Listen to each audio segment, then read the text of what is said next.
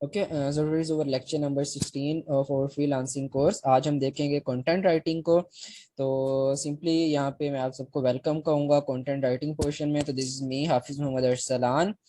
मेरा अगर मैं अपने बारे में बता दूँ तो तकरीबन 5 से 6 साल से मैं वेब डेवलपमेंट कर रहा हूँ, बहुत front end and back and. तो फ्रंट एंड में मेन चीज़ें जो होती है ना, हमारी वेब कंटेंट राइटिंग होती है। कोई भी वेबसाइट आपने डिजाइन करनी है या किसी भी वेबसाइट की मार्केटिंग के लिए आपने वर्क करना है, तो वेब कंटेंट राइटिंग जो होती है वो बहुत ही अहमियत की हामिल होती है किसी भी वेबसाइट को रैंक करवाने के लिए। किस तरह से हम ये सारा काम करते हैं, कैसे एक वेबसाइट को रैंक करवाते हैं, वो इस कोर्स में आगे चल के हम देखेंगे। रियल कंटेंट राइटिंग क्या होती है, वो यही होती है web content writing. Otherwise simple आजकल लोगों के माइंड में कंसेप्ट आया हुआ है कि आप कुछ भी राइट करते हो तो वो अपने नाम के साथ कंटेंट राइटर लिख देते हैं, वो कंटेंट राइटर नहीं होते। कंटेंट राइटिंग बहुत वास्ट फील्ड है, इसमें बहुत सी स्किल्स होती हैं, इसमें बहुत सी टेक्निक्स एंड ट्रिक्स होती हैं। कंटेंट राइटिंग में आपको एफर्ट करनी पड़ती है, टाइम देना पड़ता है। तो कंटेंट राइटिंग के अंदर हम देखेंगे इस कोर्स के अंदर के कौन कौन सी चीजें इंक्लूड होती हैं, ठीक है। और नेक्स्ट, आपको पता है ये क्लास के बेसिक रूल्स एंड रेगुलेशन आप लोगों के साथ ऑलरेडी शेयर कर दिए गए हैं। अच्छा, अभी एक सिंपली कंटेंट राइटिंग स्टार्ट करने से पहले एक माइंड में क्वेश्चन आता है, व्हाट इज कंटेंट राइटिंग। वैसे अभी मैंने थोड़ा सा आपको इलेबोरेट किया है अभी लेक्चर स्टार्ट करते करते मैंने, कि रियलिटी में कंटेंट राइटिंग क्या चीज होती है। और हमारे यहाँ एक कॉमन जो लोग समझते हैं कि कंटेंट राइटिंग किस चीज को कहते हैं, वो एक अलग चीज है। अगर मैं आप लोगों से पूछूं, कंटेंट राइटिंग एक वर्ड सिंपली आप सुनते हो, क्वेश्चन आता है माइंड में, कंटेंट राइटिंग होती क्या है। आप मुझे मुझे कोई बता दे व्हाट इज कंटेंट राइटिंग। एक सिंपल सा क्वेश्चन, अपनी कॉमन सेंस को इस्तेमाल करते हुए आप इसका जवाब दें कि कंटेंट राइटिंग होती क्या है। मुझे आप में से कोई भी बता दे यहाँ से, व्हाट इज कंटेंट राइटिंग। किसी को नहीं पता कंटेंट राइटिंग क्या होती है। यहाँ पे ऑलमोस्ट 14 स्टूडेंट्स मौजूद हैं। जी mister C R Awais Rao, आप मुझे बताएं कंटेंट राइटिंग क्या होती है।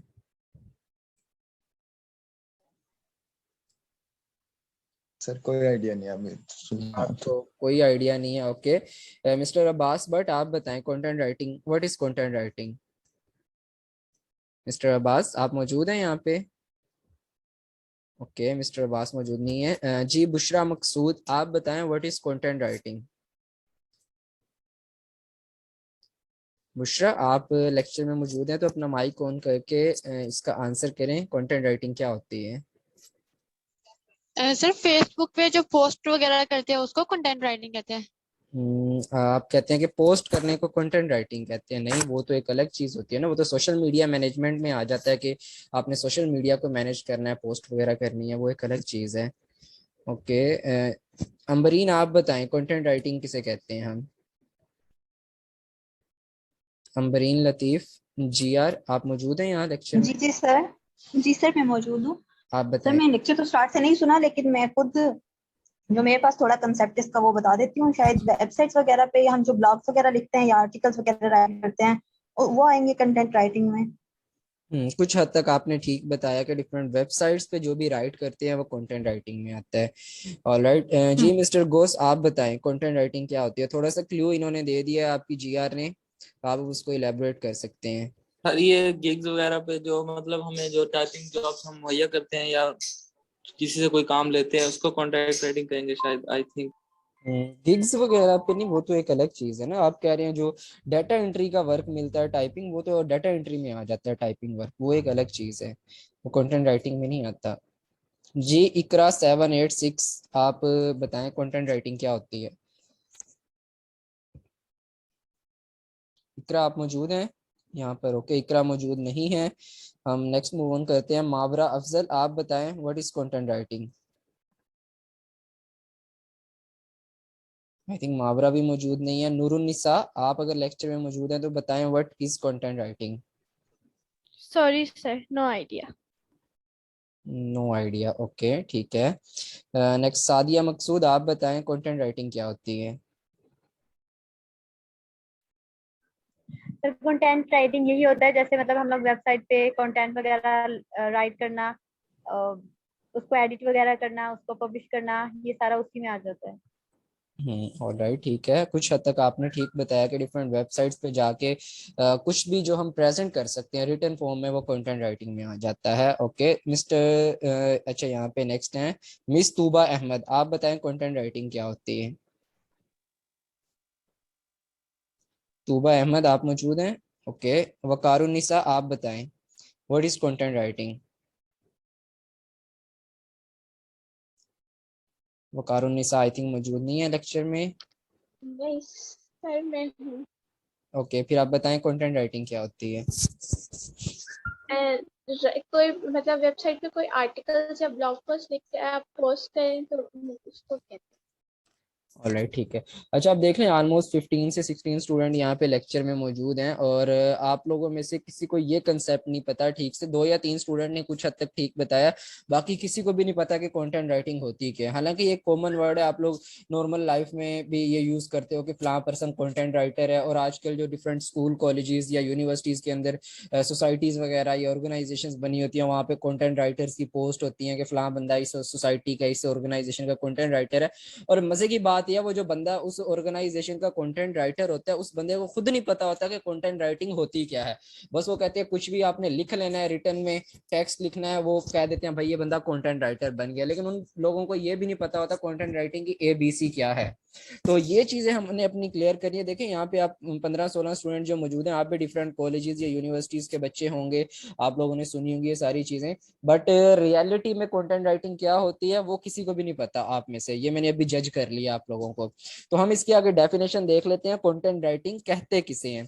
तो simply content writing like any other form of writing requires in depth knowledge and great skills. यही चीज मैंने आपको ऊपर भी बताई कि कंटेंट राइटिंग में बहुत सारी स्किल्स, ट्रिक्स एंड टेक्निक्स आ जाती हैं, और जो भी आप चीज लिख रहे हो उसका आपको प्रॉपर डेप्थ में नॉलेज भी होना चाहिए कि मैं लिख क्या रहा हूँ, किस चीज से रिलेटेड लिख रहा हूँ, किस तरह से लिख रहा हूँ मैं। ये सारे कंसेप्ट आपको पता होने चाहिए। The success of any writers depends legally on the quality and authenticity of the content of a website. अब यहाँ पे 2 चीजें बताई गई हैं। एक तो जो भी चीज आप लिख रहे हो उसका आपको पता होना चाहिए कि लार्जली, क्वालिटी, ऑथेंटिसिटी, ये 3 वर्ड देख लें कि एक तो आप ऑथेंटिक तरीके से उस चीज को लिखेंगे, कोई गलत इंफॉर्मेशन आप नहीं लिखेंगे कि लाइक किसी को मिसगाइड नहीं करेंगे। क्वालिटी कंटेंट लिखेंगे आप, और बेस्ट कंटेंट जो होगा वो लिखेंगे। और एंड में क्या लिखा हुआ है, द कंटेंट ऑफ वेबसाइट, कि किसी भी वेबसाइट के लिए, वेब पेज के लिए आप लिखेंगे, ठीक है ना। उसके बाद आगे बता रहा है content writing thought does not follow a specific format yet is certainly guided by some fundamental principles। ये चीज होगी। उसके बाद नेक्स्ट में देखें, उसने शॉर्ट एक डेफिनेशन इसकी बना दी है। Content writing refers to professional writing created for an online audience to fulfil specific marketing objects. अब यहाँ पे देखें सारा जो उसका कंक्लूजन है ना, इस 2 लाइनों की डेफिनेशंस के अंदर आ गया है कि कंटेंट सर राइटिंग है। आपकी वॉइस नहीं आ रही सही से मेरे पास। मेरी आवाज नहीं आ रही सीआर? मेरी आवाज आ रही है आपको? काइंडली मुझे बता दें। जी सर, दरम्यान में कट जाती है पर सही है कुछ। अच्छा, मैं कोशिश करूंगा कि ठीक से बोलूं। अगर कहीं मेरी आवाज का इशू हो तो आप मुझे बता दीजिएगा, CR एंड GR। ओके, अब अभी मेरी आवाज ठीक आ रही है ना आपको? जी सर। ओके, ठीक है। अब देखिए यहाँ पे वही बता रहा है कि content writing refers to professional writing created for an online audience. इस वर्ड पे आपने फोकस करना है, ऑनलाइन ऑडियंस। और एंड में to fulfil specific marketing objects. Like आपका कोई भी प्रोडक्ट है, आप मार्केट में अपना कोई प्रोडक्ट लेके आ रहे हो, आपकी कोई कंपनी है, आपका कोई ब्रांड है, उसको उसको आपने ऑडियंस, स्पेसिफिक ऑडियंस तक पहुंचाना है। उस प्रोडक्ट की आपने प्रमोशन करनी है, लाइक उसकी पब्लिसिटी करनी है बाय यूजिंग ऑनलाइन प्लेटफॉर्म्स, ठीक है ना। तो वो ऑनलाइन प्लेटफॉर्म्स को यूज करके अपने प्रोडक्ट को लोगों तक पहुंचाने के लिए आपके पास काफी सारे मेथड्स होते हैं। एक होता है कि आप लाइक विजुअल उसकी रिप्रेजेंटेशन करवाते हैं। वो विजुअल रिप्रेजेंटेशन किसी वीडियो एड के थ्रू हो सकती है, किसी ग्राफिक डिजाइनिंग के थ्रू, बैनर्स के थ्रू हो सकती है।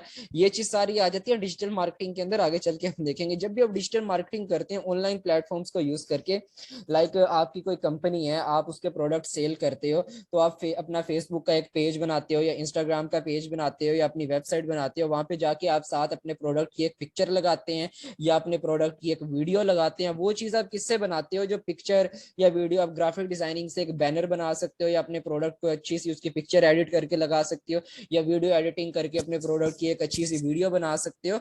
और जब वो चीज आप पोस्ट करते हो इंस्टाग्राम के ऊपर या फेसबुक के ऊपर, जैसे यहाँ पे एक स्टूडेंट ने बताया भी था कि फेसबुक के ऊपर जाके हम पोस्ट करते हैं, वो कंटेंट राइटिंग में आ जाता है। नहीं, वो एक अलग चीज है, वो सोशल मीडिया मैनेजमेंट या सोशल मीडिया मार्केटिंग में आ जाता है। लेकिन जब आप सोशल मीडिया मार्केटिंग भी करते हैं तो आप एक वीडियो या एक पिक्चर या एक पोस्ट अपलोड करते हो, उसके साथ रिटर्न में कुछ लिखते हो, ठीक है ना, ऊपर कैप्शन जिसे हम कहते हैं, या जिसे हम कहते हैं डिस्क्रिप्शन। अब उस डिस्क्रिप्शन को आपने किस तरह से लिखना है, उस डिस्क्रिप्शन के अंदर आपने कौन से रूल्स एंड रेगुलेशंस को फॉलो करना है कि आपका वो प्रोडक्ट ज्यादा से ज्यादा लोगों तक पहुंचे। वो कैसे पहुंच सकता है? वो एसएमओ के थ्रू पहुंच सकता है, वो एसईओ के थ्रू पहुंच सकता है। ये एसएमओ एसईओ क्या है? सोशल मीडिया ऑप्टिमाइजेशन या सर्च इंजन ऑप्टिमाइजेशन। इसको हम आगे चल के डिटेल से देखेंगे कि किस तरह से ये जो एक एल्गोरिथम होता है गूगल का या डिफरेंट सोशल मीडिया प्लेटफॉर्म्स का, ये कैसे वर्क करता है कि आप कैसे अपना प्रोडक्ट, अपनी पोस्ट ज्यादा से ज्यादा लोगों तक पहुंचा सकते हैं। जब ज्यादा लोगों तक पहुंचेगी आपकी पोस्ट तो जाहिर सी बात है लोग आपका प्रोडक्ट ज्यादा परचेज करेंगे, उससे आपका रिवेन्यू इंक्रीज होगा और आपका जो ब्रांड है या आपकी कंपनी है तो उसकी ग्रोथ भी ज्यादा होगी, ठीक है ना। तो इस तरह से जो स्पेसिफिक ऑनलाइन ऑडियंस को हमने टारगेट करना है, वो वेबसाइट की भी हो सकती है, किसी सोशल मीडिया प्लेटफॉर्म की भी हो सकती है। उस जगह पे जाके कुछ ऐसे रूल्स एंड रेगुलेशन को फॉलो करके रिटर्न में कुछ भी टाइप करना, वो कंटेंट राइटिंग में आ जाता है। स्पेसिफिक एक वर्ड माइंड में रख लें, ऑनलाइन ऑडियंस को कैच करना, ये कंटेंट राइटिंग में आ जाता है। वो वेबसाइट्स के थ्रू या सोशल मीडिया के थ्रू भी हो सकता है, ठीक है ना।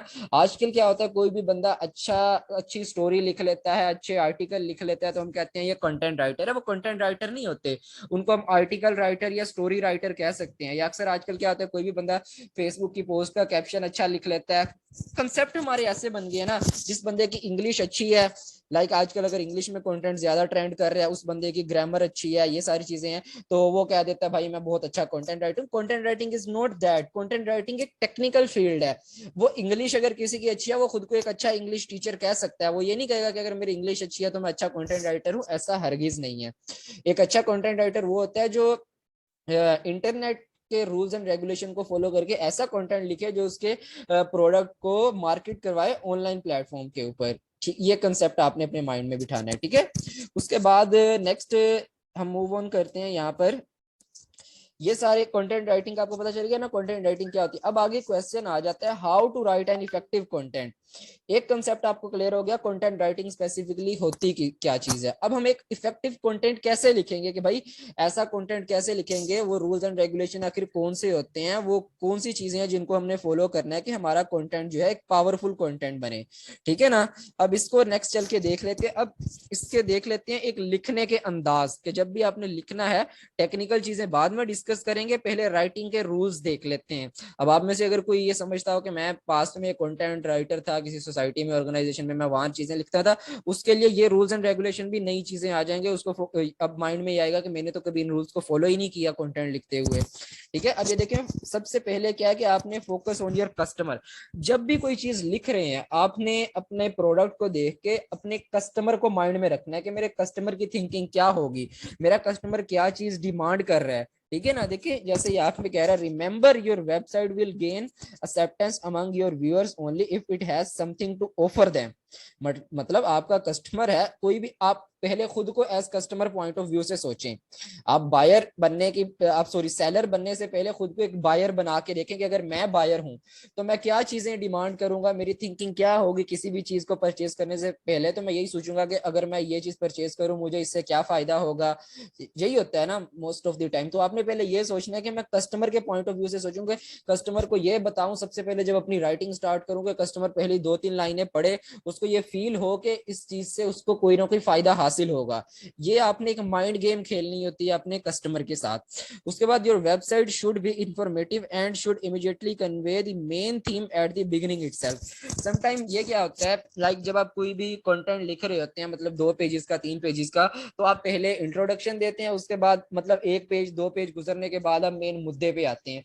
तो समटाइम्स क्या होता है, क्लाइंट आगे रीड ही नहीं करता, वो पहली 2-3 लाइन रीड करता है, उसे इंटरेस्टिंग नहीं लगता आपका आर्टिकल, तो वो उसको स्किप कर देता है।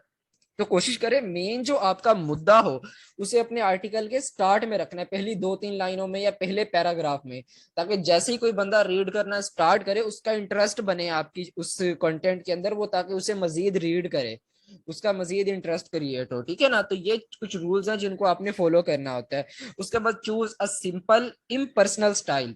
उसमें क्या होता है, your reader are not interested in judging your scholarship. ये वही बात आ गई है ना कि जब भी आपने कंटेंट लिखना है, ये मैं बहुत पते की बात बता रहा हूँ, आप जितने स्टूडेंट यहाँ पे मौजूद हैं इस वक्त लेक्चर में, इसे अपने माइंड में बिठा लीजिएगा। कभी भी जब आपने कंटेंट राइटिंग लिखनी है ना, ये शौकिया नहीं मारनी कि मैं मुश्किल वर्ड यूज करूँ, मैं लोगों को शो करवाऊं कि मेरी मतलब बहुत एजुकेशन बहुत ज्यादा है। समटाइम क्या होता है, मैंने बहुत से ऐसे लोगों को देखा है, बच्चों को स्पेशली जो यूनिवर्सिटीज के बच्चे होते हैं, उनको कोई काम दे देना कि कंटेंट राइटिंग का काम आया आप लिख दें। वो क्या करते हैं भाई, गूगल डिक्शनरी ओपन कर लेते हैं और हर वर्ड के मुश्किल से मुश्किल साइनोनिम्स ढूंढते हैं और अपने कंटेंट में वो लिखते हैं जो वर्ड बिल्कुल मुश्किल हो।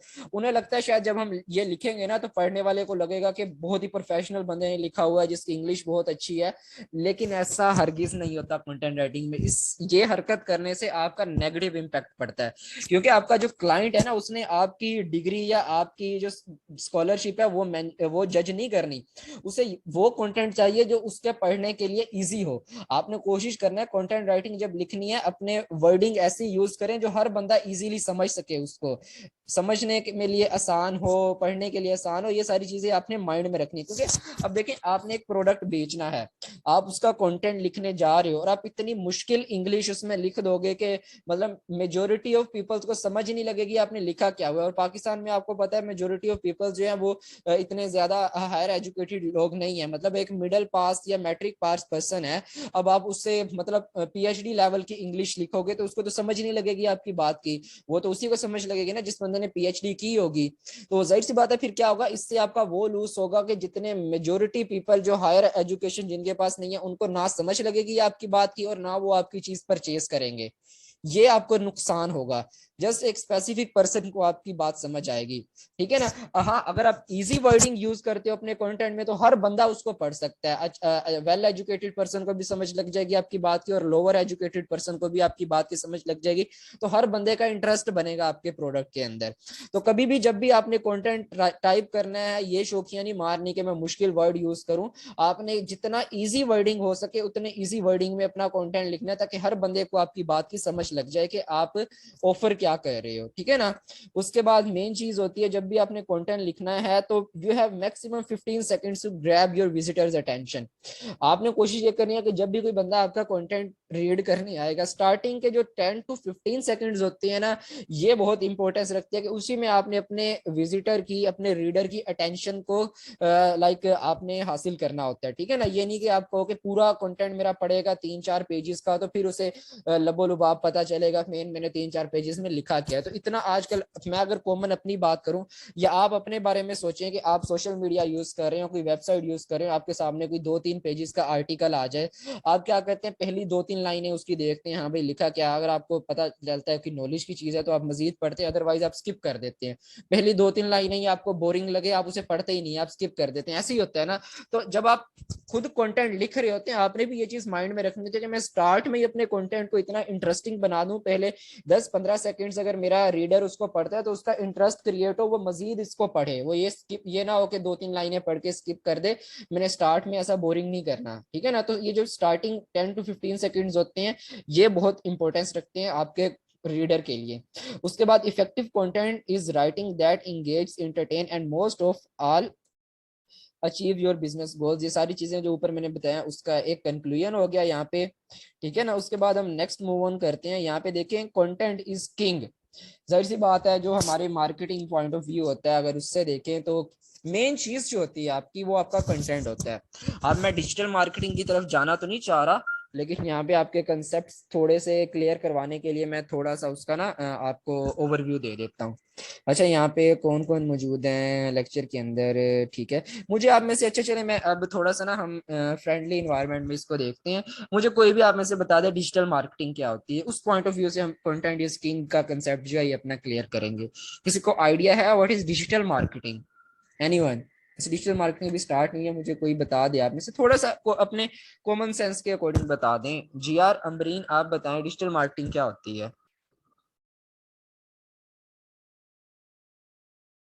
जी यार, आप मुझे बताएं डिजिटल सर मार्केटिंग मुझे इसका आइडिया नहीं है ज्यादा।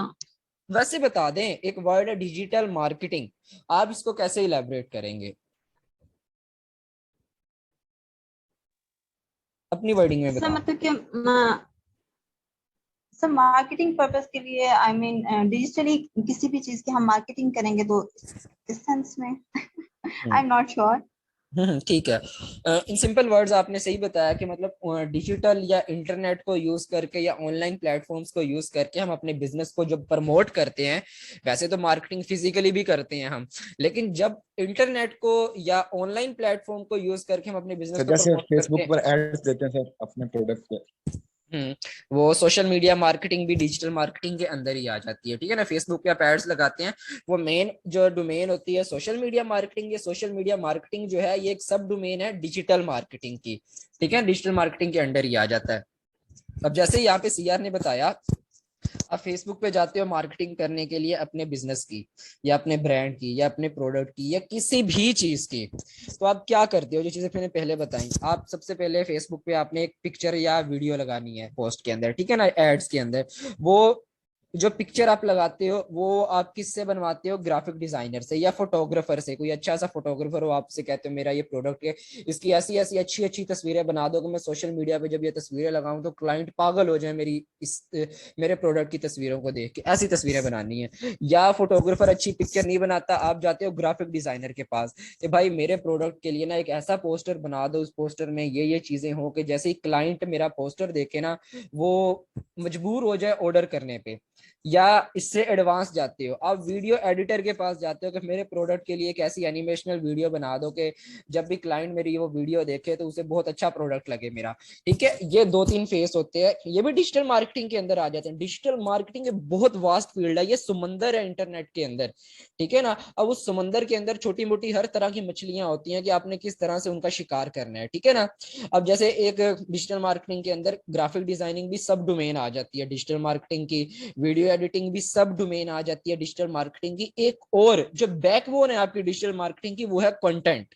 आपकी मार्केटिंग के लिए जो आपने रिटर्न में लिखना है ना, वो किंग है आपकी मार्केटिंग स्ट्रेटेजी का। कंटेंट जो है वो किंग है।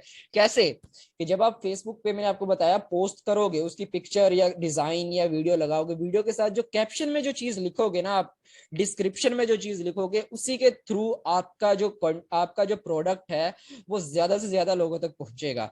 और वो कैसे पहुंचेगा ये अब हम यहाँ पे डिस्कस करेंगे कंटेंट इज किंग के अंदर, ठीक है ना। देखें, ये refers to the content of a website which makes its much more accessible to visitor based on relevancy and subjects matter crawled by the internet browser because so much emphasis is placed on the content of a website. Entire branch of writing has developed known as content writing. अब ये देखिए, एक simple पहला paragraph मैंने इसका पढ़ा आपके सामने, आप खुद भी इसको रीड करें और मुझे कोई भी इलेबोरेट कर दे आप में से कि ये पहले पैराग्राफ में बताया क्या गया है हमें। कौन बताएगा मुझे? एनीवन? ये आपके सामने रिटर्न में लिखा हुआ है पहला पैराग्राफ, मुझे कोई आप में से बता दे। मैं जज करना चाहता हूँ कि यहाँ जो 17-18 स्टूडेंट मौजूद हैं, किसी में इतने गट्स हैं कि वो मतलब देख के चीज समझा दे कि इसमें क्या लिखा हुआ है, या किसी में इतने गट्स नहीं है यहाँ पे। जी सीआर, जी यार, आप दोनों भी ऐसे ही हैं। जी नहीं सर, मैं बताने लगी हूँ।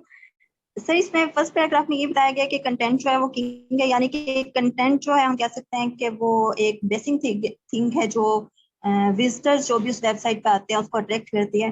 जैसे सपोज हम किसी भी कोई भी हमारा बिजनेस, हम उसकी मार्केटिंग कर रहे हैं तो हम उसमें राइटिंग भी कुछ कंटेंट भी हम मेंशन करते हैं, पिक्स वगैरह भी मेंशन करते हैं, लेकिन जो उसकी क्वालिटीज फीचर्स वगैरह होते हैं ना वो हमारे जो राइटअप होता है ना उसके अंदर मेंशन होते हैं। तो वो जो होता है वो विजिटर्स को अट्रैक्ट करता है। तो इसलिए यहाँ पे कहा गया है कि कंटेंट जो है वो किंग है। ओके, कुछ हद तक जीआर ने ठीक बताया। चलें, एटलीस्ट उन्होंने कुछ बताया तो है, बाकी 18 स्टूडेंट्स की तरह सुम्मुम बुकमुन उम्मीद तो नहीं रही। अब मैं अपनी वर्डिंग में आपको बता देता हूँ बेसिकली क्या होता है। जब भी आप किसी भी वेबसाइट पे, किसी भी सोशल मीडिया प्लेटफॉर्म पे कुछ भी टाइप करते हैं ना, तो जब गूगल उसको क्रॉल करता है, हमारे पास डिफरेंट क्रॉलर्स होते हैं, उसको हम नेक्स्ट लेक्चर में देखेंगे एसईओ के अंदर। अभी मैं थोड़ा सा उसका नो हाउ दे देता हूँ कि वो जब भी गूगल आपकी चीज को रीड करता है ना, वो आपके वर्ड्स को रीड करता है कि आपने रिटर्न में क्या लिखा हुआ है, और उसी की बेस पे आपका कंटेंट या आपकी वेबसाइट या आपका फेसबुक पेज या आपका इंस्टाग्राम पेज वो रैंक करता है। आपने देखे होंगे जो फेमस वेबसाइट्स हैं हमारी या फेमस फेसबुक के इंस्टाग्राम के, सर कीवर्ड्स की बेस पे कीवर्ड्स बिल्कुल कीवर्ड्स जो होते हैं वही तो आपके कंटेंट में यूज होते हैं ना। ये आगे चल के मैं आपको बताऊंगा जी कैसे जी यूज होते हैं कि लाइक जो भी आप वर्ड्स यूज करते हो अपने कंटेंट के अंदर, उन्हीं की बेस पे आपकी वेबसाइट या आपका कंटेंट रैंक करता है। और अगर एक बार आपकी वेबसाइट रैंक कर जाए तो बगैर कुछ मेहनत किए आप हजारों बल्कि लाखों विजिटर्स बैठे बैठे घर बैठे आप लाखों क्लाइंट्स आपको मिल जाते हैं बगैर कुछ मेहनत किए। ये कंटेंट जो होता है ये एक चीज होती है फेसबुक पे, जैसे अभी बताया था ना सीआर ने, हम एड्स लगवाते हैं, उन एड्स के लिए हमें पे करना पड़ता है, फेसबुक वालों को पैसे देने पड़ते हैं। लेकिन अगर आप कंटेंट अच्छा लिख लेते हो, एसईओ अच्छी कर लोगे अपनी वेबसाइट की या अपने फेसबुक के पेज की, आपको बगैर पे किए अच्छे खासे विजिटर्स मिल जाते हैं, अच्छे खासे क्लाइंट मिल जाते हैं। तो इस वजह से कंटेंट जो होता है ना आपकी मार्केटिंग स्ट्रेटेजी में कंटेंट आपका किंग की हैसियत रखता है कि बेस्ट चीज जो है मार्केटिंग के अंदर वो आपकी कंटेंट होती है। और अच्छा कंटेंट कौन लिखता है? जो अच्छा कंटेंट राइटर होता है, ठीक है ना, ये चीज होगी। उसके बाद content writing is a specialised style of writing which differs slightly from journalistic style, ठीक है ना। अब ये देखिए मैं वही बात जो पहले भी बताई थी, आजकल अगर कोई बंदा अच्छा आर्टिकल लिख लेता है ना, या अच्छी स्टोरी लिख लेता है, या अच्छी इंग्लिश लिख लेता है, या अच्छा ऐसे लिख लेता है, ऐसे आप लोगों ने मैट्रिक इंटर में ऐसे वगैरह किए होंगे, वो कंटेंट राइटिंग में नहीं आते, वो एक अलग चीज होती है। उस अगर कोई अच्छा जर्नलिस्टिक टाइप पर्सन है और आपको कोई कंटेंट राइटर, ऐसा हरगिज नहीं। कंटेंट राइटिंग एक अलग फील्ड है, स्पेसिफिक वेब पर्पसेस के लिए यूज होती है, ठीक है ना। उसके बाद content writing includes a number of varieties including not only SEO writing and SEO copy writing, website writing. अब देखिए ये किस किस तरह की, सिर्फ एसईओ और एसईओ ऊपर मैंने आपको बताया ना, सर्च इंजन ऑप्टिमाइजेशन के थ्रू, कीवर्ड्स के थ्रू आप रैंक करवाते हैं। अब नीचे बता रहा है जस्ट एसईओ या keyword copy writing content writing में नहीं आती, इसमें वेबसाइट राइटिंग, ब्लॉगिंग, वेबसाइट्स का कंटेंट लिखना, ब्लॉग्स के लिए, ये सारा ऑनलाइन पॉइंट ऑफ व्यू से ही आ जाता है। ब्लॉगिंग हो गई, सेल डॉक्यूमेंट्स हो गए, press releases writing online point of view से, ई बुक्स, इंटरनेट के ऊपर जो बुक्स आप अपलोड करते हैं ताकि वो बुक्स ज्यादा से ज्यादा लोगों तक पहुंचे, e catalogues and many other forms which appears on internet. Main word देखें लास्ट में आ गया है, विच अपेयर ऑन इंटरनेट, कि ऐसा कंटेंट जो इंटरनेट पे अपेयर करे और वो लोगों को अट्रैक्ट करे, ऐसा कंटेंट जब आप लिखेंगे वो कंटेंट राइटिंग के अंदर आ जाएगा। सारा ये लास्ट में टाइप्स बता दिया कंटेंट राइटिंग में क्या क्या इंक्लूड होता है, ठीक है ना, ये चीज। उसके बाद नेक्स्ट पीपीटी पे हम जाते हैं। अब देखें यहाँ पे अगेन कुछ उसके पॉइंट्स बता रहा है। Content writing is basically anything that intended to be read on the internet और sent across the world wide web, ठीक है ना, ये वही चीज अगेन आ गई यहाँ पे। उसके बाद the body of any article और piece that a content writer generates should be clear, concise and easy to use quickly. वही बात कि जो भी आपकी बॉडी होगी कंटेंट की वो इजी टू यूज हो, आपने ज्यादा टफ वर्डिंग उसमें यूज नहीं करनी कि लाइक लोगों को पता ही ना चले कि आप ऑफर क्या कर रहे हो, जो चीजें ऊपर मैं बता चुका हूँ। अब आगे बता रहा है most content articles are relatively short works usually ranging from 100 to 500 words, also it really just depends on the topic at the particular website. उसके बाद एंड में बता रहा है content writer should be able to convey information, thoughts and instruction in short structured sentences. अब ये चीज इसको थोड़ी सी समझें। अच्छा यहाँ पे हमारी मीटिंग भी एंड होने वाली है, लास्ट मिनट चल रहा है, आप लोगों ने दोबारा इसी लिंक पे क्लिक करके ये मीटिंग अगेन ज्वाइन करनी है, तो हम इसको मजीद जो है हमारे कंटेंट स्किंग को आगे इलेबोरेट करते हैं कि किस तरह से ये वर्क करता है। तब तक किसी को कोई क्वेश्चन है आप में से तो आप लोग पूछ सकते हैं।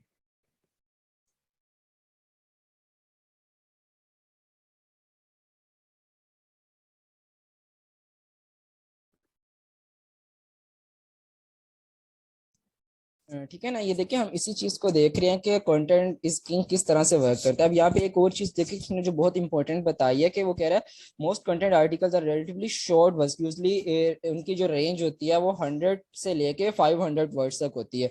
आपने ये नहीं करना कि आप कोई आर्टिकल लिखने जा रहे हो या किसी वेबसाइट का कंटेंट लिखने जा रहे हो, आपने बहुत बड़ा कंटेंट लिख देना है कि लोग उसको रीड ही ना करें। तो आपने कोशिश करनी है इतना कंटेंट लिखना है थोड़ा शॉर्ट हो, मुख्तसर हो, ताकि लोगों को मतलब अगर लोग उसको पढ़ने आए तो लोग ज्यादा बोर ना हो, जिसकी रेंज हमारे पास क्या होती है 100 to 500 वर्ड्स के दरमियान, ठीक है। उसके बाद नेक्स्ट क्या बता रहा है, content writer should be able to convey information, thoughts and instruction in short structured sentence. इस चीज को भी आप फॉलो कर सकते हैं जब आपने एक अच्छा कंटेंट टाइप करना है, ठीक है ना।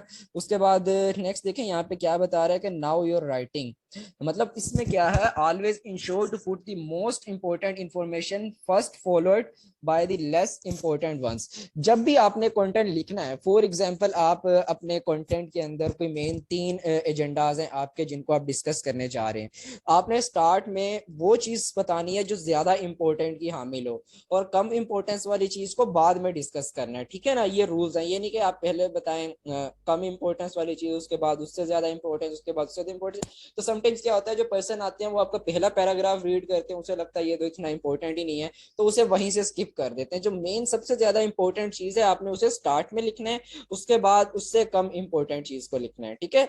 और उसके बाद next, you should begin with an introduction that in a way summarize the whole content of your website page.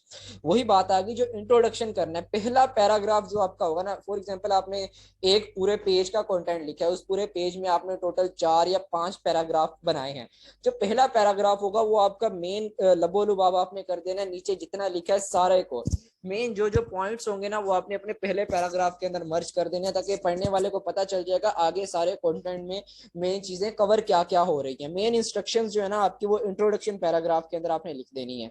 उसके बाद break your website content into small paragraphs with distinct sub headings which ever points wish to highlight, use bullets और italic format. कोशिश करनी है थोड़ा सा खूबसूरत करके एक अच्छे तरीके से अपने कंटेंट को लिखना है। ये नहीं कि आप अगर एक पेज का कंटेंट लिख रहे हो मतलब कंटिन्यूसली पूरे एक पेज का एक पैराग्राफ बनाओ, ऐसा नहीं। छोटे छोटे पैराग्राफ पे उनको डिस्ट्रीब्यूट करें, उनकी हेडिंग्स दें। हेडिंग्स का आपको पता है, कोई भी एक पैराग्राफ स्टार्ट करने लगे पहले उसकी हेडिंग दें कि ये पैराग्राफ किस स्पेसिफिक टॉपिक से रिलेटेड होगा। उसके बाद जब आप पैराग्राफ लिखेंगे उसमें जो इंपॉर्टेंट पॉइंट्स होंगे उनको बुलेट्स की फॉर्म में, नंबरिंग की फॉर्म में लिखें। लाइक अगर आप एक पैराग्राफ में 4 या 5 पॉइंट डिस्कस करेंगे, ये नहीं कि उनको इकट्ठा लिख दें, अलग अलग नंबर दें, फर्स्ट पॉइंट ये है, सेकंड पॉइंट ये है, थर्ड पॉइंट, ताकि एक आपका कंटेंट जो है खूबसूरत लगे, रीडर्स को अट्रैक्ट करे वो अपनी तरफ। इस लिहाज से आपने जितना अच्छे तरीके से हो सके अपने कंटेंट को वैसे आपने प्रेजेंट करना है, ठीक है ना। अब नेक्स्ट देखें क्या बता रहा है, underlining is not impressive option and so as far as possible avoid it. खूबसूरती करनी है, आपने बुलेट पॉइंट्स लगाने हैं, आपने पैराग्राफ्स बनाने हैं, लेकिन कोशिश करें अंडरलाइनिंग ना किया करें कि आप समझें किसी भी वर्ड को मैं स्पेसिफिक कैच करवाने के लिए उस वर्ड को या उस लाइन को या उस कोई भी स्पेसिफिक जो मेरा सेंटेंस है उसको अंडरलाइन कर दूं, वो एक नेगेटिव इंपैक्ट डालता है आपके कंटेंट के ऊपर। अंडरलाइनिंग से अवॉइड करना है कि अंडरलाइन नहीं करना आपने। उसके बाद use relevant images in your website page to increase its visual appeal. अच्छा, visual appeal, however take care that you do not overstuff your website with images and graphics as this will slow the downloading speed of the website। अब क्या है, वही बात कि जब भी आप कंटेंट लिखते हैं वो कॉम्बिनेशन होता है ना आपकी विजुअलाइजेशन एंड टेक्सचर का, लाइक विजुअल और टेक्सचुअल, ये दो चीजें होती हैं आपकी मार्केटिंग स्ट्रेटेजी के अंदर। कंटेंट एक होता है जो आप रिटन फॉर्म में लिखते हैं, दूसरा जब भी आप कंटेंट लिखते हैं ना, फॉर एग्जांपल स्पेसिफिकली एक पैराग्राफ आप लिख रहे हैं किसी स्पेसिफिक टॉपिक से रिलेटेड, जैसे फॉर एग्जांपल आप पॉलिटिकल मतलब आर्टिकल लिख रहे हैं किसी वेबसाइट पे, उस पे आप करंटली गवर्नमेंट के बारे में लिख रहे हैं कि करंटली कौन सी गवर्नमेंट चल रही है, गवर्नमेंट के प्लान्स क्या हैं, ये आपका एक पैराग्राफ है। पैराग्राफ में आप ये सारे पॉइंट्स डिस्कस करेंगे, तो उस पैराग्राफ के साथ उसके ऊपर या नीचे या राइट साइड पे या लेफ्ट साइड पे आप उसी से रिलेटेड एक पिक्चर भी अटैच करेंगे। लाइक करंट गवर्नमेंट पे आप पैराग्राफ लिख लिया है तो आप करंट गवर्नमेंट से रिलेटेड कोई पिक्चर साथ अटैच करें जो कि विजुअल रिप्रेजेंटेशन होगी आपके उस कंटेंट की, ठीक है ना। वो विजुअल रिप्रेजेंटेशन मैंने आपको बताया, आप कोई पिक्चर लगा सकते हैं, कोई ग्राफिक डिजाइनिंग से रिलेटेड या कोई वीडियो लगा सकते हैं, लेकिन हर पैराग्राफ या हर आर्टिकल में, पैराग्राफ तो नहीं कहूंगा, हर आर्टिकल में एक विजुअल रिप्रेजेंटेशन लाजमी अटैच किया करें। और ज्यादा विजुअल रिप्रेजेंटेशन भी नहीं करनी कि अगर एक आर्टिकल में सॉरी आपके 4 पैराग्राफ है तो आप 8 पिक्चर साथ अटैच कर दें, हर पैराग्राफ के साथ 2-2 पिक्चर, इतनी ज्यादा नहीं करनी। उससे क्या होगा, जितनी ज्यादा पिक्चर आप अटैच करेंगे आपका जो वेबसाइट का पेज का साइज होगा ना वो इंक्रीज होता जाएगा इन MBs या इन KBs। तो जितना आपका वेबसाइट का साइज इंक्रीज होगा आपकी वेबसाइट उतनी ज्यादा स्लो हो जाएगी। इन चीजों का आपने ख्याल रखना है जब किसी वेबसाइट के लिए आपने कंटेंट लिखना है। पिक्चर मिनिमम एक पिक्चर या दो पिक्चर आपने लाजमी अटैच करनी है अपने स्पेसिफिक टॉपिक से रिलेटेड, लेकिन ज्यादा नहीं अटैच करनी है। ना हो कि 6 7 8 10 पिक्चर अटैच कर दें तो आपकी वेबसाइट की स्पीड ही स्लो हो जाए, इतनी ज्यादा नहीं करनी। तो ये चीज यहाँ पे बताई गई है, ठीक है ना। उसके बाद राइटिंग स्ट्रेटेजी में क्या होता है कि जब आपने अब लिखने जा रहा है, ऊपर सारे रूल्स एंड रेगुलेशन हमने देखे ना, अब स्ट्रेटेजी बनाएंगे। फॉर एग्जांपल आप कंटेंट लिखने जा रहे हैं किसी वेबसाइट के लिए या किसी भी चीज के लिए, आपने अब स्ट्रेटेजी क्या बनानी है। सबसे पहले बिफोर यू स्टार्ट राइटिंग को स्टार्ट करने से पहले आपने किन चीजों का ख्याल रखना, उसमें आपने देखना है identifying the goal of content. वही चीज ऊपर देखे, सबसे पहले आपने अपने माइंड में देखना है कि भाई जो भी मैं लिखने जा रहा हूँ मेन मेरा एम क्या होगा, मेरा गोल क्या होगा, मेरा टारगेट क्या होगा, मैंने अचीव क्या करना है अपने इस कंटेंट से। आपने उस चीज को माइंड में रख के कंटेंट लिखना स्टार्ट करना है। तो राइटिंग स्टार्ट करने से पहले identify the goal of content देखना है कि आप मेरा जो गोल होगा मैं वो चीज मैं डिस्कस करूंगा अपने कंटेंट के अंदर। देखिए आगे वही बता रहे हैं ना, it takes us too long to write good content is because we don't stop to decide what is we want to say, what are you hoping your content will accomplish. ठीक है ना, ये चीज आपने सबसे पहले सोचनी है। Is the purpose of your article to explain how something works, put a customer on a determined conversion path, build brand trust. ठीक है ना, ये सारी चीजें आपने अपने माइंड में रखनी है जब आपने कंटेंट लिखना स्टार्ट करना है। उससे पहले इन सब चीजों के ऊपर आपने रिसर्च वर्क करना है, थोड़ा सा होमवर्क करना है इसके ऊपर। उसके बाद राइटिंग स्टार्ट करनी है आपने। उसके बाद डिसाइड अ हुक, अब मेन एक हुक देख लेनी है, मेन एक एजेंडा डिसाइड कर लेना है अपना, जिसको आपने पकड़ के चलना है अपने कंटेंट के अंदर। ठीक है ना, वो क्या हो सकता है, every piece of content you write should have a hook. ठीक है, जस्ट लाइक इन फिशिंग का आपको पता होगा, एक तो फिशिंग वो होती है मछली का जाके शिकार करना, लाइक वो होता है ना कि किसी भी तालाब पे या किसी भी दरिया पे जाके आप लाइक वो लगा के फिशिंग करते हैं, एक वो होती है। दूसरी फिशिंग क्या होती है वो भी मैं अभी आपको बताऊंगा। Your hook is what you are using to catch a reader in your net, whether it's a new hook, an attack hook, a humor hook or an ego hook. You want to decide how you are going to draw people in. अब देखें, एक word है fishing, उसमें क्या होता है कि आप एक हुक लेते हो, जाके तालाब या समंदर या नहर या दरिया वहां पे जाके आप अपना वो हुक फेंकते हो। उसमें क्या होता है, कुछ ना कुछ चारा होता है हुक के अंदर, मतलब वो लालच होती है आपकी मछली को, वो आके उस लालच में आके उस हुक में फंसती है तो आप उसे कैच कर लेते हो। इसी तरह की कुछ स्ट्रेटेजी आपने यहाँ पे अप्लाई करनी है कि आपने कुछ ना कुछ एक फिशिंग के लिए ना एक हुक अपनी तैयार कर लेनी है, जो कि अपने क्लाइंट को या अपने रीडर को कुछ ना कुछ ये लालच देखनी है कि उसका क्या फायदा होगा आपका कंटेंट अगर वो रीड करता है। और ये आपने स्टार्ट में बताना होता है, स्टार्टिंग पैराग्राफ जो आपका होता है या शुरू के 10 या 15 सेकंड्स के अंदर आपने यूजर की अटेंशन ऐसे क्रिएट करनी है कि उसको ये फील हो कि अगर मैं ये कंटेंट पूरा एक पेज का या 2 पेज का रीड करता हूं तो मुझे ये फायदा होगा इसको रीड करने से। आपने ये फिशिंग करनी है। वो किस तरह की फिशिंग हो सकती है, आप कोई नई हुक क्रिएट कर सकते हैं, attack hook, humour hook and ego hook, etcetera etcetera, ये सारी चीजें। आजकल एक और फिशिंग भी चल रही है आगे हैकिंग के लिए, लोग वैसे हैकिंग तो उसको नहीं कहते, लाइक वो होती है फिशिंग, किसी का फेसबुक अकाउंट या किसी का इंस्टाग्राम अकाउंट आपने हैक करना हो, हैक तो नहीं, फिशिंग के थ्रू उसको लाइक आपने उसका पासवर्ड मालूम करना हो, तो आजकल वो एक लिंक क्रिएट होते हैं किसी भी जानने वाले को, आप व्हाट्सएप के थ्रू या किसी भी मतलब मेथड से आप उसको वो मैसेज सेंड करते हैं, तो उसे मजबूर करते हैं कि वो उस पर्सन उस लिंक पे क्लिक करे। ठीक है ना, इंटरनेट पे इस तरह की बहुत सी वेबसाइट है जिनसे आप फिशिंग लिंक्स क्रिएट कर सकते हैं। उसमें क्या होता है, अब अगर आप एक लड़के हो, आप गेमर हो, लड़के क्या होते हैं, बॉयज पबजी खेलते हैं, लूडो खेलते हैं, लड़कियां भी खेलती हैं लूडो, इस तरह की मतलब उन्हें लालच दी जाती है कि इस लिंक पे क्लिक करें, जहां से जाके साइन अप करें तो आपका जो पबजी का अकाउंट है या जो लूडो का अकाउंट है उसमें आपको इतने हजार या इतने लाख कॉइन फ्री में मिल जाएंगे। तो वो क्या होते हैं, उनको एक लालच फील होती है, वो उस लिंक पे क्लिक कर देते हैं। इस तरह कुछ और लोग होते हैं कि आपका हाँ भाई वो प्राइस बॉन्ड निकल आया या आपका इतना इनाम निकल आया या आपको इतने GBM, इस तरह के आपको भी मैसेजेस आते होंगे व्हाट्सएप वगैरह पे। मैं बता रहा हूँ अब उनकी रियलिटी क्या होती है जो आपको इस तरह के मैसेजेस आते हैं कि आप इस लिंक पे क्लिक करें, यहाँ पे जाएं तो आपका मतलब इतना इनाम निकल आया, आपका ये हो गया। या आजकल वो आता है कि इतने GB इंटरनेट फ्री में मिलेगा, 10 GB इंटरनेट फ्री हासिल करने के लिए सर क्लिक करें। जी बोलें। सर, जैसे FB मार्केट प्लेस पे वो पोस्टिंग के आजकल आ जाते हैं कि वो एड्स पोस्ट करने हैं मार्केट प्लेस पे, और वो उसमें कोई लिंक वगैरह देते हैं, उससे वो फिर FB अकाउंट को हैक कर लेते हैं। हाँ जी, वो भी फिशिंग के अंदर आ जाता है। तो एक मेन चीज मैं बता रहा हूँ, जो कॉमन आपको मैसेज आते हैं कि भाई 10 GB इंटरनेट लेना है, आप इस लिंक पे क्लिक करें, लेकिन आप जब देखते हैं उस लिंक पे क्लिक करते हैं, आगे अजीब सा कोई फेस आ जाता, इंटरफेस आ जाता है, ना कोई आपको उसका रिवार्ड मिलता है, ना कोई और चीज मिलती है। तो बेसिकली क्या होता है, जैसे ही आप उस लिंक पे क्लिक करते हैं तो आपका सारा डाटा उस पर्सन के पास चला जाता है जो पर्सन आपको वो लिंक सेंड करता है। ये सारा फिशिंग के अंदर आ जाता है। जैसे आपने एक बात की कि सोशल मीडिया पे इस तरह के पोस्ट आई होती हैं कि लाइक इस लिंक पे क्लिक करें, ये हासिल होगा, वो हासिल होगा, लेकिन जब आप लिंक पे क्लिक करते हैं आपको कुछ भी हासिल नहीं होता। आप कहते हैं पता नहीं उस बंदे ने मेरे साथ प्रैंक किया, आप कैंसिल कर देते हैं, लेकिन आप तो कैंसिल कर देते हैं, लेकिन वो जो बंदा होता है आपको लिंक सेंड करने वाला, उसके पास आपका सारा डाटा आपके डिवाइस का चला जाता है। ये इस टेक्निक को हम फिशिंग कहते हैं, लेकिन वो एक इलीगल वे है। लेकिन जब आप कंटेंट राइटिंग के बारे में हम बात करें, कंटेंट राइटिंग से भी आपने इस तरह की फिशिंग करनी है कि लाइक लोगों को अपने अट्रैक्ट करना है कि वो मजबूर हों आपके कंटेंट को रीड करने के लिए।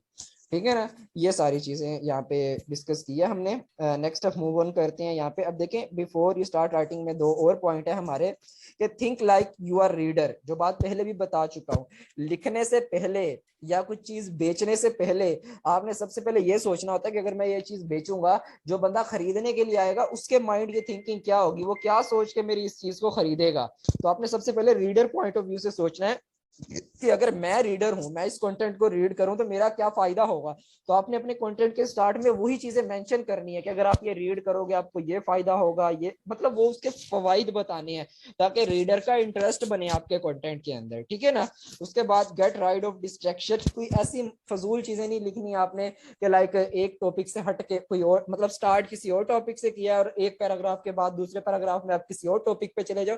डिस्ट्रैक्शन नहीं करनी। ठीक है ना। जैसे लोग आउट ऑफ फेसबुक, अच्छा एक दो तरह की डिस्ट्रैक्शन, एक रीडर की डिस्ट्रैक्शन, एक अपनी डिस्ट्रैक्शन। एक तो रीडर के लिए आउट ऑफ टॉपिक नहीं होना, दूसरा खुद डिस्ट्रैक्शन नहीं बननी। वो कैसे, देखें जो ये चीज यहाँ पे बता रहे हैं, अगर आप खुद कंटेंट लिखने जा रहे हो पहले आपने खुद रिलैक्स होना है। Log out of Facebook, close Twitter, stay away from YouTube. कि आपने सबसे पहले इस तरह की जो एक्टिविटीज है ना, जो आपके फजूल दोस्त हैं, फजूल सोशल मीडिया हैं, उन सबको साइड पे कर देना है जब भी आपने राइटिंग स्टार्ट करनी है।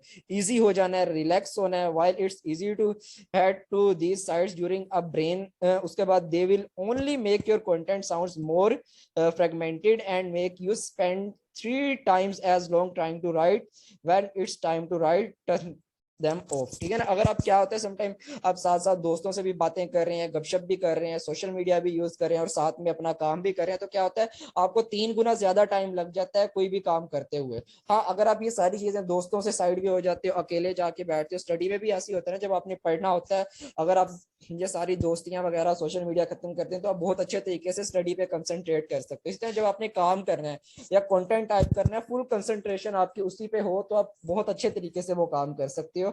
डिस्ट्रैक्शन नहीं होनी चाहिए आपके ऊपर। ये सब सारी चीजें भी हम राइटिंग स्टार्ट करने से पहले की प्लानिंग देख रही है। ठीक है ना। उसके बाद नेक्स्ट हम मूव ऑन करते हैं कि व्हेन यू आर राइटिंग। अब जब आप राइटिंग स्टार्ट कर देंगे, अब आपने किन चीजों का ख्याल रखना है। ठीक है ना। उसमें देखें सबसे पहले use list instead of paragraph. आप पैराग्राफ में भी लिख सकते हैं, लेकिन बेस्ट तरीका कार क्या होता है, जब भी आपने कंटेंट लिखना है आप उसके बुलेट्स या लिस्ट बना के अगर लिखेंगे ना, तो वो एक बेटर वे रहेगा अपने जो भी आपका मेन एजेंडा होगा उसको प्रेजेंट करने के लिए। देखें list are easier to scan than paragraphs, specially if you keep them short. और लिस्ट भी शॉर्ट होनी चाहिए, ज्यादा लेंथी नहीं होनी चाहिए। ठीक है ना। अब फॉर एग्जाम्पल आप एक रीडर हैं, आप अगर कोई कंटेंट देखने जाते हैं या कोई भी बुक देखते हैं, कोई भी चीज, उसमें एक मतलब बुलेट्स बनाए हुए हैं, मतलब हेडिंग्स बनाई हुई है कि इस चीज में ये है, इस चीज में ये है, तो आपको इजीली सारा स्कैन करते हो ना, एक ही नजर दौड़ाते हो, आपको पूरे पेज का पता चल जाता है पूरे पेज में क्या क्या चीज इलेबोरेट की है। बट अगर आप हेडिंग्स वगैरह या लिस्ट नहीं दोगे, सारा कुछ पैराग्राफ्स में लिखोगे, तो रीडर को समझ नहीं लगेगी ये क्या लिखा है इसमें। वो जब तक पैराग्राफ सारा रीड नहीं कर लेगा उसे तब तक नहीं पता चलेगा कि अंदर आखिर मटेरियल है क्या। तो ये चीज आपने माइंड में रखनी है। और limits list item to 7 words. ठीक है ना। जो लिस्ट बनानी है, ये नहीं कि अगर लिस्ट बनाओ तो बहुत लंबी चौड़ी लिस्ट बना देनी है 30-40 मतलब वर्ड्स की, ऐसा नहीं। कोशिश करनी है मिनिमम रखें इसको, और एवरेज इसकी होनी चाहिए 7 to 10। इतनी लिस्ट होनी चाहिए 7 to 10 वर्ड्स की, इससे ज्यादा लंबी लिस्ट आपकी ना हो। देखिए यही चीज बता रहा है, studies have shown that people can only reliably remember 7 to 10 things at a time. और जो ह्यूमन साइकी या ह्यूमन ब्रेन जो है, वो मैक्सिमम 7 से 10 जो वर्ड है ना, एक टाइम पे उनको माइंड में रख सकते। सकते। तो आपने कोशिश करनी है 7 से 10 वर्ड्स के दरमियान ही अपनी लिस्ट को लिमिटेड रखना है, इससे ज्यादा बड़ी लिस्ट नहीं बनानी। By keeping your list item short it helps your reader remember them, ठीक है ना। तो शॉर्ट इसको करना है, ज्यादा लॉन्ग भी नहीं करना। उसके बाद नेक्स्ट क्या है, right short sentences. Sentence should be as concise as you can make them. Use only the word you need to get the essential information across. To the point बात करनी है, ज्यादा उसको elaborate करने नहीं बैठ जाना ताकि रीडर तंग ना आ जाए। टू द पॉइंट उतनी बात करनी है कि बस रीडर अगर एक लाइन भी पढ़ लेना उसको समझ लग जाए कि आप कहना क्या चाह रहे हो, ठीक है। ज्यादा डिटेल में नहीं जाना आपने, लेकिन वो भी समटाइम्स रिक्वायरमेंट के लिहाज से आ जाता है कि समटाइम आपने डिटेल से बताना होता है, लेकिन बेस्ट वे होता है कि आप टू द पॉइंट ही बात करें, ज्यादा उसको लेंथी ना करें अपने कंटेंट को या अपनी लिस्ट को। उसके बाद नेक्स्ट क्या बता रहा है, व्हेन यू आर राइटिंग में इंक्लूड इंटरनल सब हेडिंग्स। हाँ, हेडिंग्स के साथ साथ जब आप मजीद चीजें जाएंगे उनकी सब हेडिंग्स भी करनी है, ठीक है ना।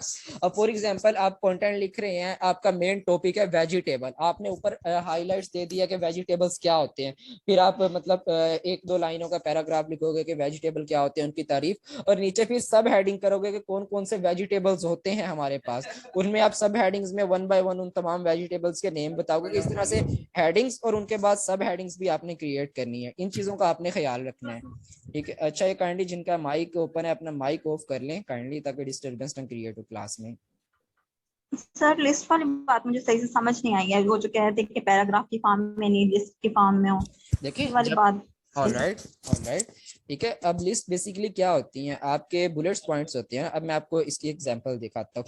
यही चीज जैसे मैंने एक एग्जांपल दिखाई, अभी बताई आपको एग्जांपल कि अगर आप वेजिटेबल्स के ऊपर एक कंटेंट लिखने जा रहे हो, सबसे पहले आप ऊपर एक हेडिंग दोगे कि वेजिटेबल्स क्या होते हैं, ठीक है। उसके बाद आप एक पैराग्राफ लिखोगे, उसमें वेजिटेबल्स की डेफिनेशन लिखोगे। दूसरे सर फॉर एग्जांपल अगर मैं लिखती हूँ best refrigerator in the world, को भी उस पे मैं लिखती हूँ राइट अप, और उसके स्टार्ट में कोई इंट्रोडक्टरी पैसेज देके फिर उसकी क्वालिटीज जो हैं, उसको फीचर्स जो हैं, उसको बुलेटेड फॉर्म में लिखना है, ये होगा लिस्ट फॉर्म।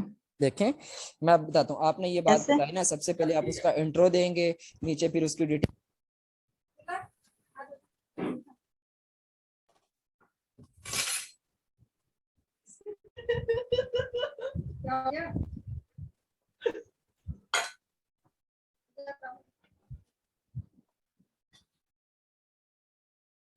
जो है ना, आपने पूरा जो आपका आर्टिकल होगा उसके 6 या 7 या 8 पॉइंट्स बना लेने हैं कि मैं इनको इतने पॉइंट्स में डिस्ट्रीब्यूट करूंगा। अब उन पॉइंट्स को पैराग्राफ में भी कर सकते हैं कि 6 या 7 पैराग्राफ अलग अलग, पहले पैराग्राफ में इंट्रोडक्शन, दूसरे पैराग्राफ में उसकी डिटेल्स, तीसरे पैराग्राफ में उसके एडवांटेजेस, चौथे पैराग्राफ में उसके डिसएडवांटेजेस, उसके बाद अगले पैराग्राफ में उसका कंक्लूजन, ये सारी चीजें।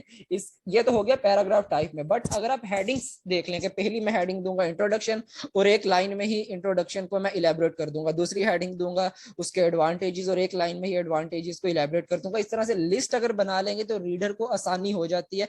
वो मतलब अगर सारा पढ़ता भी नहीं है ना, वो बस आपके पेज के ऊपर ऐसे नजर लगाता है, उसको स्कैन करता है, उसको सारे पेज की समझ लग जाती है कि पूरे पेज में आपने लिखा क्या है।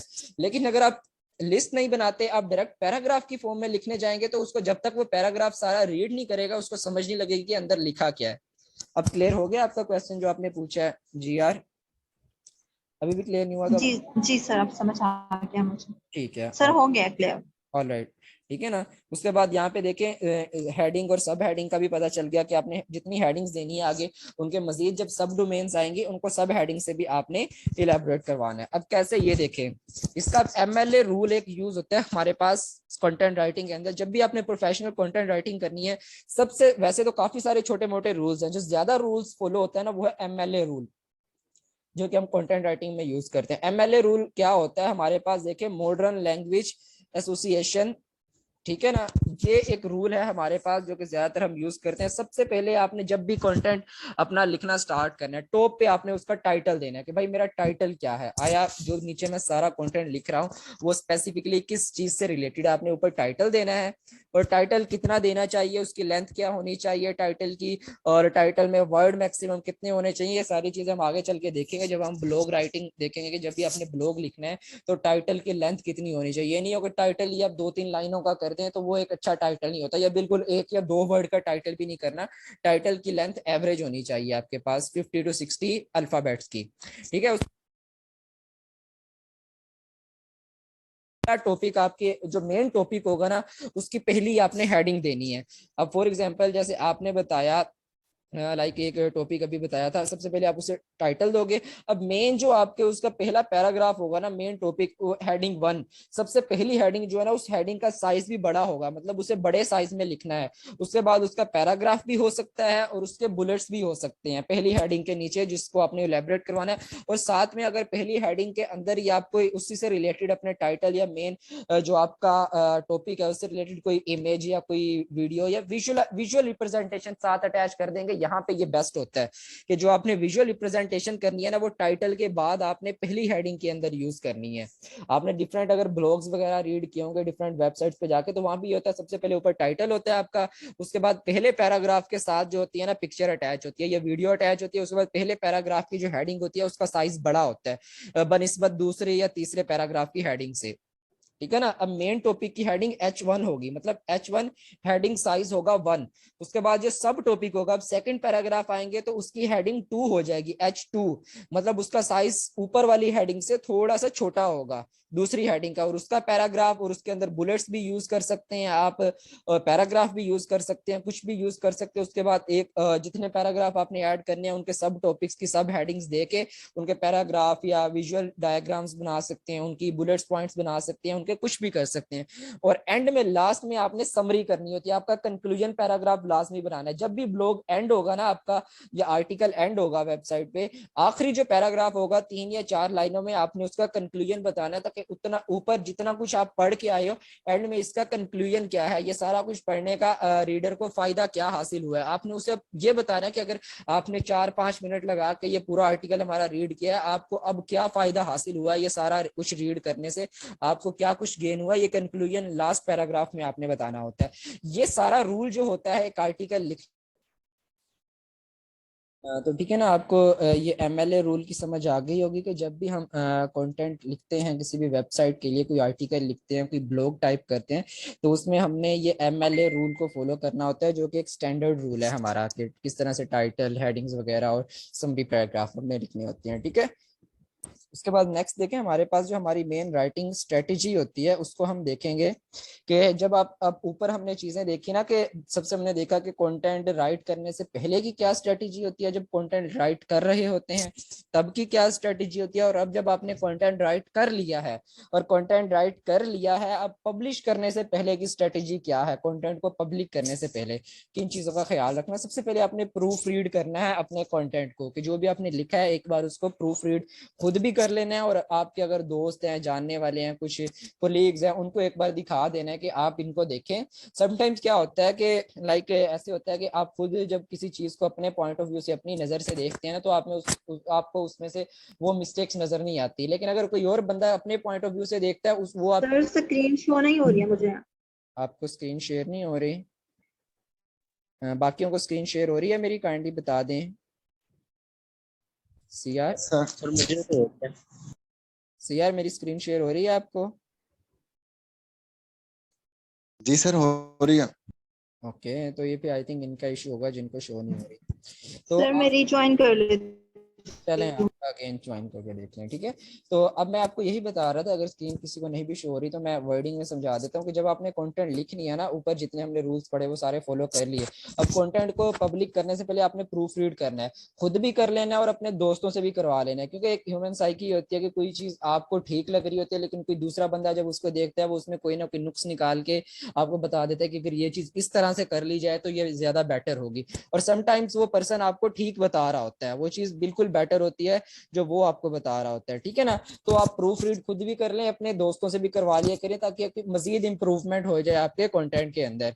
तो देखें टाइपिंग एंड स्पेलिंग मिस्टेक्स भी हो सकती हैं आपकी प्रूफ रीड करते दौरान। जब आप दोबारा रीड करेंगे आपको कोई गलती नहीं पता लगती, आपके दोस्त आपको बता देंगे या समटाइम आपको खुद पता चल जाए कि कंटेंट में इस तरह की टाइपिंग की, ग्रामर की, स्पेलिंग की बहुत सी मिस्टेक्स आ जाती हैं। तो पब्लिश करने से पहले एक बार आपने उसे प्रूफ रीड लाजमी करना है अपने कंटेंट को। ठीक है। उसके बाद क्या करा है, देखें ये बता रहा है type and spelling error will send peoples away from your page. अगर आपकी टाइपिंग मिस्टेक होती है आपके कंटेंट के अंदर और वही कंटेंट आप पब्लिश कर देते हो अपनी वेबसाइट के ऊपर, तो जाहिर सी बात है फिर लोग जब नोट डाउन करेंगे कि आपने जो कंटेंट लिखा अपनी वेबसाइट में उसमें बहुत सारी मिस्टेक है, तो लोगों को पता चल जाएगा ये अनप्रोफेशनल बंदे ने कंटेंट लिखा हुआ है, तो वो क्या करेंगे, उनके माइंड में आपका नेगेटिव इमेज बन जाएगा। उसके बाद make sure to proof read everything you post to the web, तो प्रूफ रीड लाजमी करें। उसके बाद read backward to allow your brain to see words out of context instead of subconsciously what do you mean, तो कोशिश करें word out of context word use नहीं करने और ज्यादा गार्बेज लैंग्वेज भी यूज नहीं करनी अपने कंटेंट के अंदर। टू द पॉइंट का मतलब यह है कि आपने तमीज के दायरे के अंदर रह के एक कॉन्टेक्स्ट के अंदर रह के बात करनी है। और व्हाट डू यू मीन के हर चीज को बताना है, अगर आप कोई वर्डिंग यूज कर रहे हो वर्डिंग यूज करने का पर्पस क्या है और उसका मतलब क्या है, ये चीजें आपने पब्लिश करने से पहले इन चीजों का ख्याल रखना है। ठीक है, ये हो गया बिफोर पब्लिशिंग किन चीजों का ख्याल रखना। उसके बाद अब नेक्स्ट एक और चीज मैंने आपको बता दी, बेस्ट प्रैक्टिस फॉर एसईओ भी बता देता हूँ कि हाँ ये चीज होगी। एसईओ को वैसे आगे चल के देखेंगे डिटेल से, लेकिन अभी ये बता देता हूँ कि जब कंटेंट लिखने हैं ना उनमें किन चीजों का ख्याल रखना है। सबसे पहले कीवर्ड्स का, कि जो आपके कंटेंट को रैंक करवाते हैं सर्च इंजन ऑप्टिमाइजेशन के थ्रू। Best practice for SEO, search engine optimization के लिए किन चीजों का ख्याल रखना है, कौन सी प्रैक्टिस बेस्ट होगी आपके लिए। कीवर्ड्स वो यूज करने अपने कंटेंट के अंदर जिन कीवर्ड्स की बेस पे आप अपने कंटेंट को या अपनी वेबसाइट को रैंक करवाना चाह रहे हैं। मेन जो आपके टॉपिक होंगे, मतलब जो आपने पहले टाइटल लिखा था ना अपने कंटेंट का, टॉप पे पहली हेडिंग, उसके अंदर वो वर्ड यूज करने हैं और वही वर्ड नीचे अपने कंटेंट में भी आपने यूज करने हैं।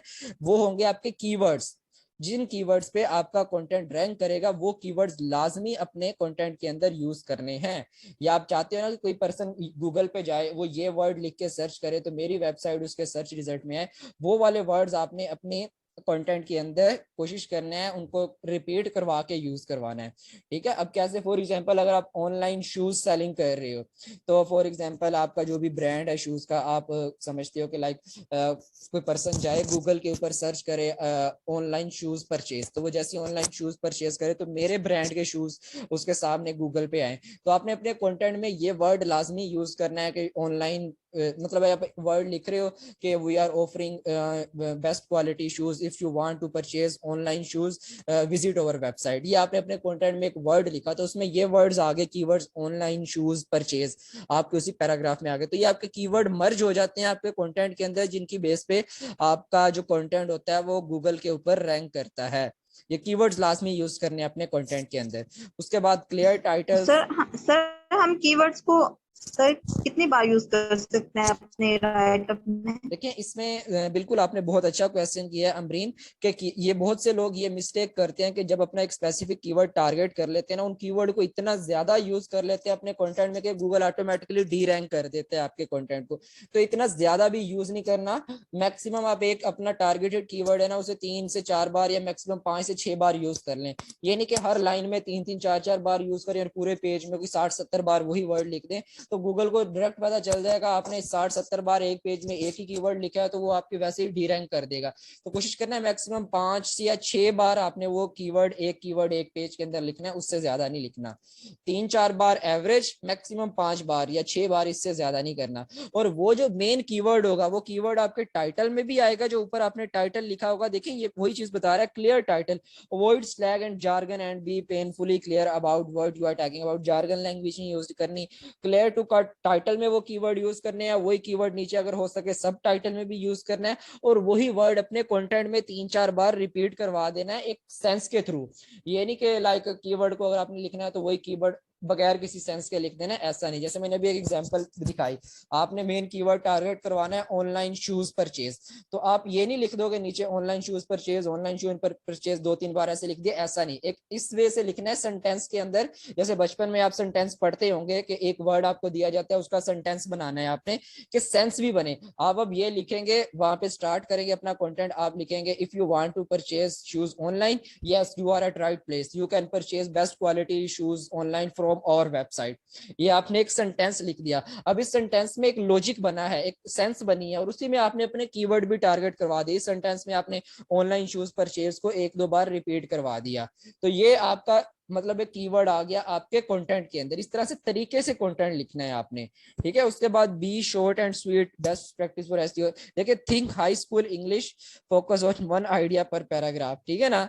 जैसे हाई स्कूल के अंदर आप इंग्लिश पढ़ के आए हो, कोई भी पैराग्राफ लिखना है, हर पैराग्राफ के अंदर मेन एक टॉपिक आपका होना चाहिए, उससे आपने नहीं हटना। उसके बाद sales language readability test sales language, keep your writing down to earth, इस चीज का ख्याल रखना। उसके बाद क्वांटिटी, हाँ अब ये मेन क्वेश्चन आया, जैसे आपने ऊपर एक जीआर ने क्वेश्चन पूछा कि कितने कीवर्ड एक पेज में यूज कर सकते हैं। भैया एक पेज के अंदर मैक्सिमम वर्ड कितने यूज कर सकते हैं, या मिनिमम कितने वर्ड्स का आपका एक पेज होना चाहिए। ज्यादा लेंथी भी नहीं होना चाहिए, मतलब 2-3 हजार वर्ड्स का पेज भी नहीं होना चाहिए, और इतना शॉर्ट भी नहीं होना चाहिए कि आपका जो पेज है वो गूगल पे रैंक ही ना करे।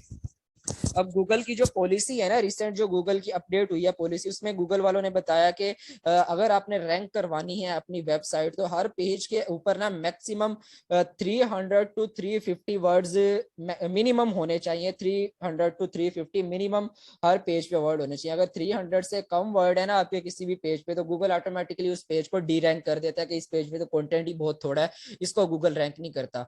तो मिनिमम कोशिश करें 350 वर्ड्स आपने हर पेज के अंदर लाजमी लिखने हैं, और मिनिमम 300 और मैक्सिमम आपने 600 to 700 लिखने हैं। 700-800 भी लिख सकते हैं, वो बहुत अच्छा इंपैक्ट पड़ेगा अगर 600-700 वर्ड्स का एक पेज लिखते हैं। लेकिन एवरेज आपने कोशिश करनी है, try to get 450 words into each page. ये एवरेज है, 450 से लेके 500 वर्ड आपके हर पेज के अंदर होने चाहिए, अगर आप चाहते हो कि आपका पेज जो है गूगल के ऊपर रैंक करे। इससे कम नहीं होने चाहिए एक पेज के अंदर वर्ड। उसके बाद क्वालिटी का ख्याल रखना है, maintain the first right up policy, don't advertise in blogs. हाँ अगर आप समटाइम्स आपने ऐसे देखा होगा डिफरेंट वेबसाइट पे जाते हैं ना, कुछ भी आप एजुकेशनल आर्टिकल रीड करने के लिए, तो इतनी ज्यादा एड्स अगर वहां पे आ जाती हैं तो एक आपका गलत एक्सपीरियंस बनता है, वहां पे यूजर इंटरेक्शन गलत होता है। तो कोशिश करनी है इतनी ज्यादा एड्स नहीं लगा देनी है आपने अपने आर्टिकल के ऊपर, इस चीज का ख्याल रखना है। ज्यादातर एड्स लगाएंगे तो इससे क्या होगा, आपका पेज रैंक भी नहीं होता, गूगल भी डी रैंक कर देता है कि इतने ज्यादा एड्स लगे हुए हैं, यूजर को प्रॉब्लम होगी ये आर्टिकल रीड करने के लिए, तो गूगल उसको डी रैंक कर देता है। इस चीज का आपने ख्याल रखना है। ये मेन प्रैक्टिसेस। सर ये जो एड्स जी सर ये जो एड्स शो हो रहे होते हैं जब भी हम किसी भी वेबसाइट को विजिट करते हैं, एड्स शो हो रहे हैं, वो हम खुद थोड़ी लगाते हैं, वो गूगल से नहीं होते। उसमें आपके ये होता है, एक पॉलिसी होती है कि अगर आपकी वेबसाइट उस पॉलिसी को मैच करती है ना, तो आप गूगल से रिक्वेस्ट करते हो कि अब मेरी वेबसाइट रेडी है एडवर्टाइजमेंट के लिए, आप मेरी वेबसाइट को मोनेटाइज कर दें।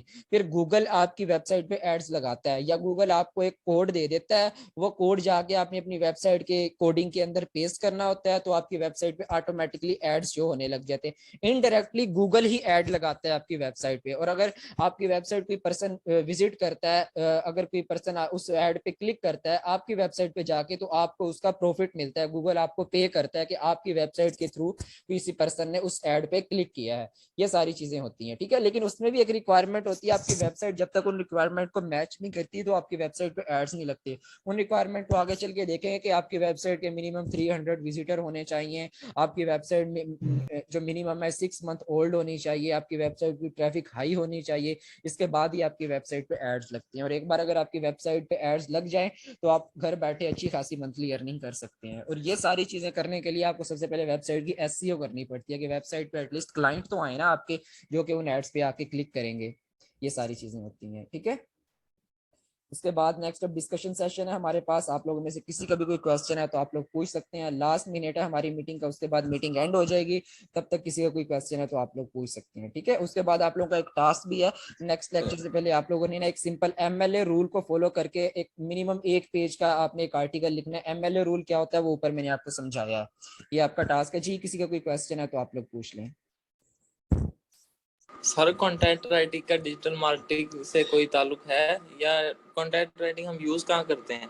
जी ये देखिए, मैंने लेक्चर के स्टार्ट में आपको बताया था कि कंटेंट राइटिंग तो डिजिटल मार्केटिंग एक समंदर है, वो बहुत बड़ी फील्ड है। कंटेंट राइटिंग उसकी सब डोमेन आ जाती है, जैसे मैंने ग्राफिक डिजाइनिंग भी इसी की एग्जांपल बताई थी। अगर आपने पूरा लेक्चर स्टार्ट से लिया तो ये चीजें मैं ऊपर बता के आ चुका हूँ, ठीक है। मैंने बताया कंटेंट राइटिंग सब डोमेन है, डिजिटल